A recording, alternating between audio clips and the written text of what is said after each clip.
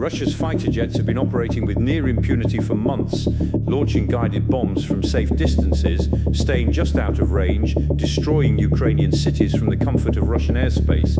But that tactical advantage is about to evaporate. According to a February 1st statement from Ukraine's defense ministry, Sweden is preparing to change the rules of engagement in ways that could ground Russia's air campaign permanently. And buried in the details of a recent ministerial meeting lies a weapon system so advanced that it could redefine Ukraine's ability to control its own skies.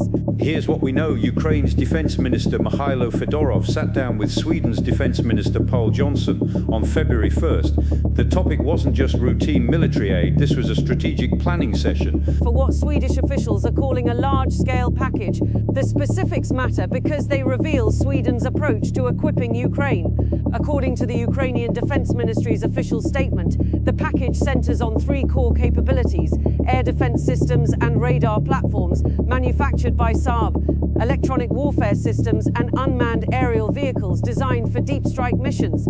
That last category deserves emphasis. These aren't reconnaissance drones or battlefield surveillance platforms. Euromaidan press confirms these are long-range strike drones capable of hitting Russian military infrastructure hundreds of kilometers behind the front lines. Ukraine has already proven devastatingly effective at long-range drone warfare. Euronews documented that throughout 2025, Ukrainian drones struck 16 major Russian oil refineries, some multiple times. At the campaign's peak, Ukraine had knocked out 38% of Russia's nominal refining capacity. That's not harassment, that's strategic degradation of Russia's war economy. Now, Sweden is preparing to amplify that capability. The question is how? On January 12th, Sweden announced a $440 million investment to develop its own long-range drone and electronic warfare systems. Whether Sweden will manufacture these systems and ship them to Ukraine or fund Ukrainian domestic production through the aid package remains unclear. What matters is the trajectory. Sweden is investing heavily in the exact technologies Ukraine has used most effectively against Russian targets. But the drone component, as significant as it is, isn't what has Russia's military planners losing sleep. The real story emerged when Fedorov and Jonson started discussing air defense, specifically Ukraine's desperate need for weapons that can counter Russian jets launching guided bombs from safe standoff distances. This is where things get interesting, because Sweden manufactures a missile that solves this exact problem. It's called Meteor, and according to Pravda's reporting on the ministerial meeting, both parties discussed the potential for Sweden to provide Meteor missiles to Ukraine in the future. Now, full transparency here, Meteor isn't part of the immediate aid package. That package focuses on the radars, air defenses, drones and electronic warfare systems we mentioned. But the fact that Meteor was discussed at a ministerial level signals something important. Sweden and Ukraine are planning for capabilities Ukraine doesn't currently possess. So what makes Meteor different from every other air-to-air missile in Ukraine's current arsenal? Start with the designation. According to Saab, Meteor's manufacturer, it's classified as a BVR-AIM, beyond visual range air-to-air missile. That means Ukrainian pilots could fire Meteor at Russian aircraft long before those aircraft even detect a threat. The missile can operate autonomously, even in heavy electronic warfare environments, the exact conditions Russia specializes in creating. But here's the number that changes everything. Meteor has what military analysts call a no-escape zone of approximately 60 kilometers, about 37 miles. If Meteor gets within that range of a target, that target cannot evade, not through maneuvers, not through countermeasures, not through speed. The physics simply don't allow escape. The raw specifications back up that claim. Meteor travels at speeds exceeding Mach 4, over 3,000 miles per hour. Its range extends to roughly 100 kilometers or 60 miles. The warhead is a high explosive blast fragmentation design optimized for aerial targets. Detection systems include both impact sensors and radar proximity fuses, meaning Meteor can destroy targets either through direct hit or close proximity detonation. The propulsion system combines a solid rocket booster with a throttleable ducted rocket, allowing the missile to maintain high speeds throughout its flight profile while making course corrections via inertial navigation and data link updates. Russia has no fighter jet currently operational in Ukraine capable of outrunning Mach 4. Here's the problem, and it's significant. Meteor only works with specific Western fighter platforms. According to Saab's technical documentation, Compatible aircraft include F-35 Joint Strike Fighters, Eurofighter Typhoons, Dassault Rafales and JAS Gripen fighters. Ukraine doesn't operate any of these jets. France has agreed to sell Ukraine approximately 100 Rafale fighters, but that deal spans a decade and deliveries haven't started. But notice what's on that list: JAS Gripen, a Swedish-manufactured fighter jet. Which brings us to what else was likely discussed during that February meeting. On October 22nd, Ukrainian President Volodymyr Zelensky and Swedish Prime Minister Ulf Kristersson signed a letter of intent, the first formal step toward a major defence export deal.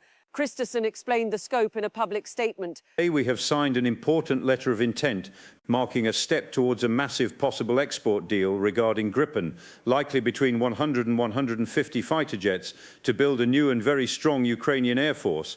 Let's be clear about what a letter of intent means. It's not a purchase agreement, it's not a guarantee. Significant negotiations still need to happen, but it establishes serious intent on both sides. And according to Zelensky's statements following the signing, the timeline is aggressive. We are counting on 150 such aircraft for Ukraine, and the first are expected to arrive next year, Zelensky said. That would mean first deliveries in 2026. If you've been watching this channel for a while, you know what to do. Hit that subscribe button so you don't miss our weekly breakdowns of exactly how Ukraine's capabilities are evolving. Now, here's why the Gripen Meteor combination matters beyond just the technical specs. Each Gripen E variant can carry up to 7 Meteor missiles. That's not just improved capability, that's a complete operational paradigm shift. 7 missiles per sortie means Ukrainian pilots could engage multiple Russian aircraft on a single mission, or ensure multiple shots at high-value targets like bombers carrying guided munitions. But why does Ukraine need this capability so urgently? The answer lies in Russia's current air campaign strategy. As United 24 media reports, Russia's deadliest aerial threats, particularly its devastating guided bomb attacks, come from aircraft operating far behind the front lines, well outside the engagement range of Ukraine's current air-to-air missiles. Ukraine can use drones against these threats, but drones are far more effective against grounded aircraft than aerial targets.